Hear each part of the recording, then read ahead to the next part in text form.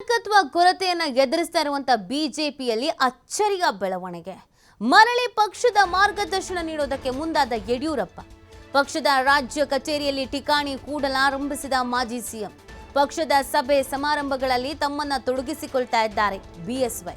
ಪ್ರತಿದಿನ ಪಕ್ಷದ ಕಚೇರಿಗೆ ಭೇಟಿ ನೀಡಿ ಮುಖಂಡರಿಗೆ ಸಲಹೆ ನೀಡೋದಕ್ಕೆ ಸಜ್ಜಾಗಿದ್ದಾರೆ. ಮುಂದಿನ ದಿನಗಳಲ್ಲಿ ಜಿಲ್ಲಾ ಮುಖಂಡರ ಜೊತೆಗೆ ಸಭೆ ನಡೆಸೋದಕ್ಕೂ ಕೂಡ ನಿರ್ಧರಿಸಿದ್ದಾರೆ. ಸಾಧ್ಯವಾದರೆ ಜಿಲ್ಲಾ ಪ್ರವಾಸ ಮಾಡುವುದಕ್ಕೆ ನಿರ್ಧರಿಸಿದ್ದಾರೆ ಬಿಎಸ್ವೈ ನಡೆಯಿಂದ ಪಕ್ಷದ ನಾಯಕರಲ್ಲಿ ಅಚ್ಚರಿ ಮೂಡ್ತಾ ಇದೆ. ನೋಡಿ, ವಿಜಯೇಂದ್ರ ಅವರ ನಾಯಕತ್ವ ಸರಿ ಇಲ್ಲ ಅನ್ನೋದನ್ನ ಈ ಕೆಲವರು ಹೇಳ್ಕೊಂಡಿರುವಂಥದ್ದು. ಅವರ ನಾಯಕತ್ವದಲ್ಲಿ ನಮಗೆ ಹೋಗೋದಕ್ಕೆ ಇಷ್ಟ ಇಲ್ಲ, ಅವ್ರ ನಾಯಕತ್ವ ಸರಿ ಇಲ್ಲ ಅನ್ನೋದನ್ನೆಲ್ಲ ಹೇಳ್ತಾ ಇದ್ರು. ಯಡಿಯೂರಪ್ಪನವರ ನಾಯಕತ್ವ ಇದ್ದಾಗ ಎಲ್ಲವೂ ಸರಿಯಾಗಿತ್ತು. ಬಿಜೆಪಿ ಅಧಿಕಾರಕ್ಕೆ ತರುವಂಥ ಕೆಪಾಸಿಟಿ ಇದ್ದಂಥ ನಾಯಕ ಅಂದರೆ ಅದು ಯಡಿಯೂರಪ್ಪನವರು ಅನ್ನೋದನ್ನು ಕೂಡ ಹೇಳಲಾಗ್ತಾ ಇತ್ತು. ಯಾವಾಗ ಮಗನ ವರ್ಚಸ್ಸು ಕಮ್ಮಿ ಆಗ್ತಾ ಇದೆ ಅಥವಾ ಮಗನ ನಾಯಕತ್ವ ಜನಕ್ಕೆ ಇಷ್ಟ ಆಗ್ತಾ ಇಲ್ಲ ಅಥವಾ ಪಕ್ಷದಲ್ಲಿರೋರಿಗೆ ಇಷ್ಟ ಆಗ್ತಾ ಇಲ್ಲ ಅನ್ಸೋಕೆ ಶುರುವಾಯಿತು ಏನೋ ಗೊತ್ತಿಲ್ಲ, ಸಡನ್ನಾಗಿ ಯಡಿಯೂರಪ್ಪನವರು ಬಂದು ಕೂರೋದಕ್ಕೆ ಶುರು ಮಾಡಿದ್ದಾರೆ ಬಿಜೆಪಿ ಕಚೇರಿಯಲ್ಲಿ. ಈಗ ಅವರಿಗೆ 82 ವರ್ಷ. 82 ವಯಸ್ಸಿನಲ್ಲಿ ಪಕ್ಷ ಸಂಘಟನೆಯ ಹಾದಿಯನ್ನು ಹಿಡಿತಾ ಇರುವಂಥದ್ದು ಯಡಿಯೂರಪ್ಪನವರು. ಮಾರ್ಗದರ್ಶನವನ್ನು ನೀಡೋದಕ್ಕೆ ಖುದ್ದಾಗಿ ಅವರೇ ಬರ್ತಾ ಇದ್ದಾರೆ. ಕೆಲವು ನಾಯಕರುಗಳ ಜೊತೆಗೆ ಚರ್ಚೆ ಮಾಡ್ತಿದ್ದಾರೆ. ಕಚೇರಿಯಲ್ಲಿ ಠಿಕಾಣಿಯನ್ನು ಕೂಡಲಾರಂಭಿಸಿದ್ದಾರೆ. ಸಮಾರಂಭಗಳಲ್ಲಿ ತಮ್ಮನ್ನು ತಾವು ತೊಡಗಿಸ್ಕೊಳ್ತಾ ಇದ್ದಾರೆ. ಈ ವಯಸ್ಸಿನಲ್ಲೂ 82 ವರ್ಷ ಈ ವಯಸ್ಸಿನಲ್ಲೂ ಸಾಧ್ಯವಾದರೆ ಪ್ರವಾಸವನ್ನು ಕೈಗೊಳ್ಳಬೇಕು ಅನ್ನೋದನ್ನು ಕೂಡ ನಿರ್ಧರಿಸಿದ್ದಾರಂತೆ. ಸೊ ಹಾಗಾಗಿ ಹೈಕಮಾಂಡಿಂದ ಈ ಮೆಸೇಜ್ ಬಂತು ಅಥವಾ ಮಗನ ನಾಯಕತ್ವವನ್ನು ಉಳಿಸ್ಕೊಳ್ಳೋದಕ್ಕೆ ಅಂತ ಕೊನೆಯದಾಗಿ ತಾನೇ ಬರಬೇಕು ಮುಂಚೂಣಿಗೆ ಅಂತ ಬಂದರೂ ಅಥವಾ ಮಗನ ವಿರೋಧಿಗಳು ಹೆಚ್ಚಾದರೂ ನಾನೊಂದು ಹಿಡಿತವನ್ನು ಸಾಧಿಸಬೇಕು, ನನ್ನ ವರ್ಚಸ್ಸು ಇನ್ನೂ ಮುಗ್ದಿಲ್ಲ ಅನ್ನೋದನ್ನು ಹೇಳೋದಕ್ಕೆ ಬಂದರೂ ಈ ಪ್ರಶ್ನೆಗಳಿದೆ. ಈ ಬಗ್ಗೆ ಮತ್ತಷ್ಟು ಮಾಹಿತಿ ನೀಡ್ತಾರೆ ನಮ್ಮ ಪ್ರತಿನಿಧಿ ರಾಕೇಶ್. ಈಗಾಗಲೇ ಬಿಜೆಪಿಯಲ್ಲಿ ನಾಯಕತ್ವ ಸರಿ ಇಲ್ಲ, ಈ ನಾಯಕತ್ವವನ್ನು ನಾವು ಒಪ್ಕೊಳ್ಳಲ್ಲ ಅಂತ ಒಂದಷ್ಟು ಭಿನ್ನಾಭಿಪ್ರಾಯಗಳು, ಅಸಮಾಧಾನಗಳೆಲ್ಲ ಸ್ಫೋಟ ಆಗಿದೆ. ಈಗ ಯಡಿಯೂರಪ್ಪನವರು ಈ ವಯಸ್ಸಿನಲ್ಲಿ ಪಕ್ಷದ ಕಚೇರಿಗೆ ಬಂದು ಕೂತ್ಕೊಳ್ಳುವಂಥದ್ದು, ಪಕ್ಷ ಸಂಘಟನೆ ಮಾಡ್ತೀನಿ, ನಾಯಕರ ಜೊತೆಗೆ ಮಾತಾಡ್ತೀನಿ ಅಂತ ಹೇಳ್ತಾ ಇರೋದು, ಇದು ಹೈಕಮಾಂಡ್ನ ಮೆಸೇಜ್ ಆಗಿದೆಯೋ ಅಥವಾ ಮಗನ ನಾಯಕತ್ವವನ್ನು ಉಳಿಸ್ಕೊಳ್ಳೋದಕ್ಕೆ ತಾವೇ 82 ವಯಸ್ಸಿನಲ್ಲಿ ಬರಬೇಕಾದ ಅನಿವಾರ್ಯತೆ ಏನಾಗ್ತಿದೆ ಬಿಜೆಪಿಯಲ್ಲಿ?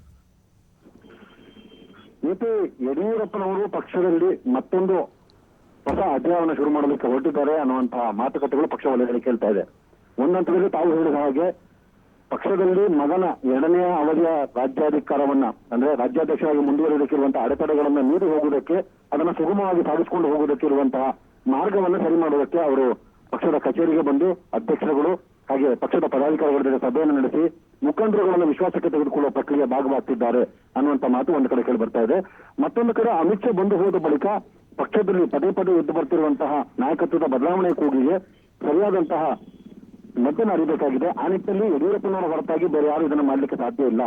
ಹಾಗಾಗಿ ಅವರನ್ನ ಪಕ್ಷದ ಮಾರ್ಗದರ್ಶಕರ ಜಾಗದಲ್ಲಿ ಕೂರಿಸಿಕೊಳ್ಳುವ ಮುಖಾಂತರ ದೆಹಲಿ ವಲಯದಿಂದ ತಮ್ಮ ಕಡೆಯಿಂದ ಒಬ್ಬರ ರೆಪ್ರೆಸೆಂಟೇಟಿವ್ ಅನ್ನು ಕಳಿಸಿ ಇಬ್ಬರು ನಾಯಕರುಗಳ ನೇತೃತ್ವದಲ್ಲಿ ಪಕ್ಷವನ್ನ ಸರಿದಾರಿಗೆ ತರುವ ಪ್ರಯತ್ನವನ್ನು ಮಾಡುವುದು, ವಿಜಯೇಂದ್ರ ಅವರಿಗೆ ಯಾವುದೇ ರೀತಿ ಸಮಸ್ಯೆ ಆಗದ ರೀತಿಯಲ್ಲಿ ಪಕ್ಷವನ್ನು ಸಂಘಟಿಸುವಂತ ಜವಾಬ್ದಾರಿಯನ್ನು ಕೊಡಬೇಕು ಅನ್ನುವಂಥ ನಿಟ್ಟಿನಲ್ಲಿ ಚರ್ಚೆಗಳು ನಡೆದಿದೆ. ಅದರ ಭಾಗವಾಗಿ ಅವರು ಬರ್ತಿದ್ದಾರೆ ಅನ್ನುವಂಥ ಮಾತು ಕೇಳಿ ಬರ್ತಾ ಇದೆ.